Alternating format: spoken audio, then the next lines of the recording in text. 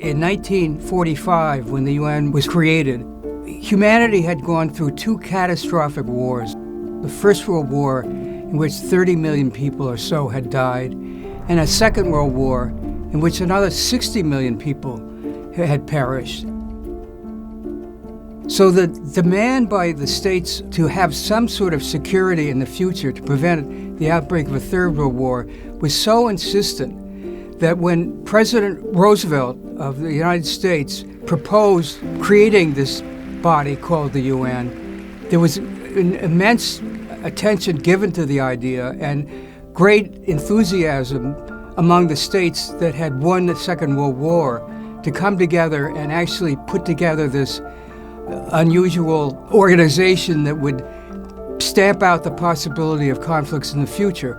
And that's what brought them together in San Francisco in 1945, and they drafted the UN Charter. And it is now my duty, my honor and my privilege in the chair to call for a vote on the approval of the Charter of the United Nations.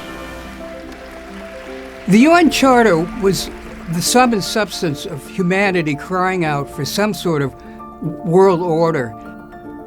They created a charter which reflected the aspirations of humanity for peace, for negotiating settlements, for handling food shortages and dealing with health issues and transportation and all the features that go into living a life on the planet. And that was the notion behind the UN. And frankly, the spirit was very enthusiastic at that time. Of course, we now know today that the UN has survived for 80 years through many different crises, and ones that sometimes it helped settle and sometimes was not able to help settle.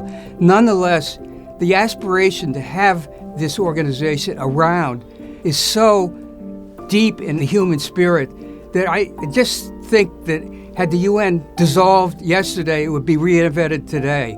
It's just so necessary, and we still look up to it as the place to get peace in this world. The world of today is better off, frankly, than it was in 1945. I think it's so important to remember what the UN is all about, why the UN Charter, which was established 80 years ago, is so significant for our lives. It has helped give the ground rules about how people should live their lives, how states should work with each other, how disputes can be settled. So it's almost a kind of guideline for how lives should be lived and how the earth should be governed. The UN represents symbolically the idea of collective security, the idea that we are all together in the plight of humankind, and that we cannot act separately. We have to be unified. Remember, the Charter, the UN Charter, is something we should all treasure for future generations.